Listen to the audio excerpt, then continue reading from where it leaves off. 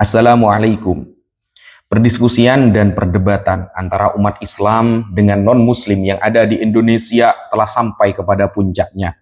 Tidak jarang kita melihat di media sosial, baik di YouTube maupun TikTok, perdiskusian, perdebatan sangat panas antara umat Islam dengan non-Muslim yang ada di Indonesia. Sehingga menyebabkan penghujatan terjadi di mana-mana. Umat non-Muslim ketika mendengarkan fakta yang disampaikan oleh umat Islam, lalu dia tidak memiliki referensi yang kuat, mereka akan menghujat. Bahkan saya pernah melihat ada non-Muslim yang berani menginjak Al-Quran di live TikTok dan menghujat Nabi Muhammad SAW, bahkan sampai taraf menghujat Allah Subhanahu wa Ta'ala.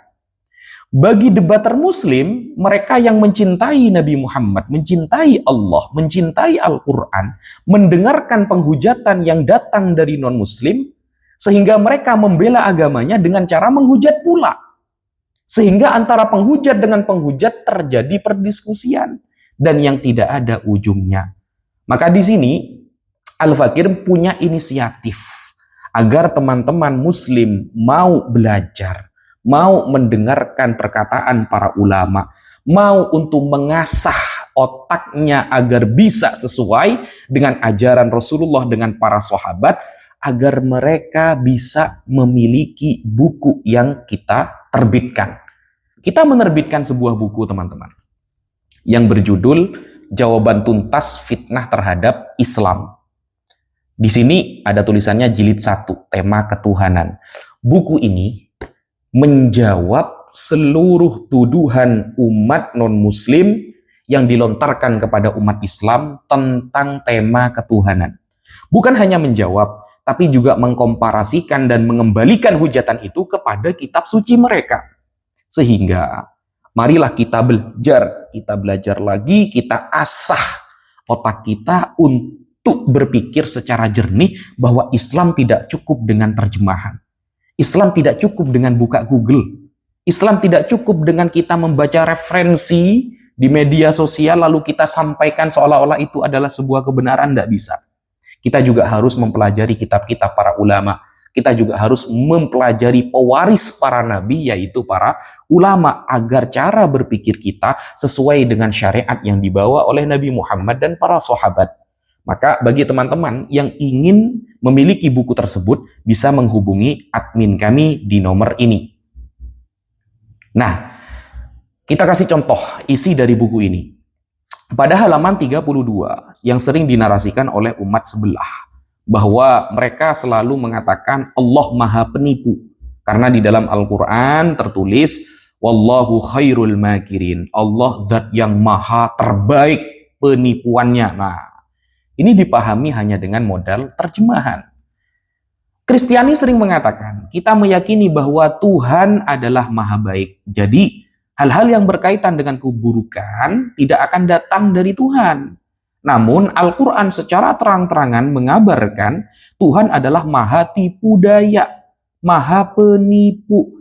Sebagaimana dalam surah Al-Anfal ayat ke-30. Ayat tersebut sudah cukup untuk menjadi bukti akan keburukan Tuhan dalam Islam. Berbeda dengan kami, umat Kristen atau Katolik. Mereka mengatakan seperti itu berkali-kali di dalam perdiskusian. Nah, bagaimana cara menjawabnya? Maka umat Islam akan menjawab begini, teman-teman. Selama kalian memahami kitab suci kami hanya dengan bermodalkan terjemahan, tidak dikuatkan dengan ilmu-ilmu yang wajib didalami dalam memahami Al-Quran, maka kedangkalan kalian dalam menyimpulkan makna dari kitab suci kami tidak akan pernah bisa tertolong. Selamanya kalian akan bego.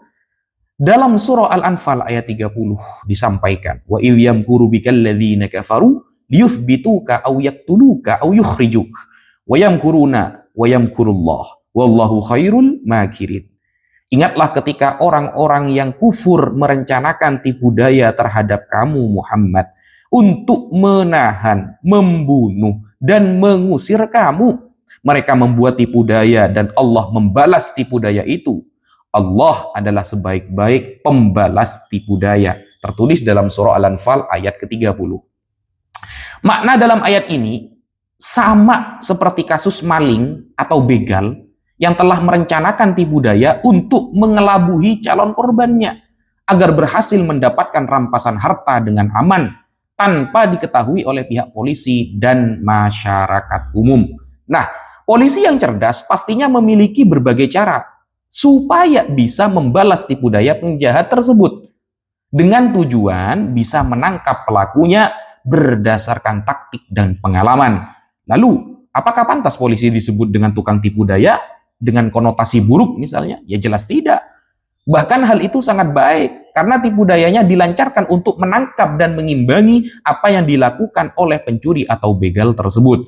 Jika ingin mendapatkan pemahaman yang maksimal dengan mengenai ayat di atas, maka harus dipahami sesuai dengan konteksnya sebagaimana yang dijelaskan oleh Al-Imam Al-Qurtubi dalam tafsirnya, wal makru at-tadbir fil amri fi khafiyah wallahu khairul makirin ibtida'un wa khabarun wal makru minallah wa jazaa'uhum bil adzab ala makrihim min haitsu la yash'urun. Makhar artinya adalah mengatur sesuatu urusan secara tersembunyi. Ini secara bahasa ya. Dan Allah adalah sebaik-baik membalas tipu daya. Adalah susunan mubtada, subjek dan khobar predikat. Ini di dalam ilmu gramatikal bahasa Arab, nahwu shorof.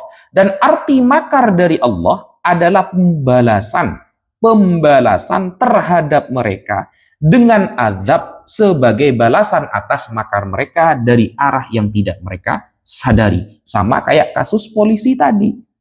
Nah, menguatkan pendapat Imam Al-Qurtubi, kami tambahkan keterangan di dalam tafsir Bahrul Ulum, karya Al-Imam As-Samarqandi. Beliau menyampaikan, وَيَمْكُرُونَ بِالنَّبِيِّ وَيُرِيدُونَ بِهِ الشَّرَّ وَيَمْكُرُ اللَّهِ يَعْنِي وَيُرِيدُ بِهِمُ الْهَلَكَ حِينَ أَخْرَجَهُمْ إِلَى بَدْرٍ فَقُتِلُوا وَاللَّهُ خَيْرُ الْمَاكِرِينَ يَعْنِي أَصْدَقُ الْمَاكِرِينَ فِعْلًا وَأَفْضَلُ الصَّانِعِينَ صُنْعًا وَأَعْدَلُ الْعَادِلِينَ عَدْلًا. Mereka orang-orang kafir melakukan makar terhadap Nabi Muhammad dan menginginkan keburukan kepada Nabi Muhammad. Sedangkan Allah pun membalas makar mereka. Maksudnya Allah menghendaki kehancuran bagi mereka ketika mengeluarkan mereka menuju perang Badar, lalu mereka terbunuh. Dan Allah adalah sebaik-baik pembalas tipu daya. Maksudnya yang paling benar dalam makarnya. Karena makar Allah diarahkan kepada mereka yang ingin melancarkan makar kepada kejahatan. Maka makar Allah itu paling sempurna dalam perbuatannya dan paling adil di antara para hakim dalam keadilannya. Nah, ini salah satu cara menjawab ketika ada umat non-muslim menghina Allah bahwa Allah maha tipu daya. Lalu bagaimana kemudian cara mengkomparasi hal tersebut kepada kitab mereka? Di sini juga dijelaskan ya cara komparasinya. Apakah kalian pikir hanya iblis yang ahli dalam tipu daya? Apakah Anda berpikir hanya manusia yang bermain licik? Tidak. Kitab suci kalian sendiri bersaksi.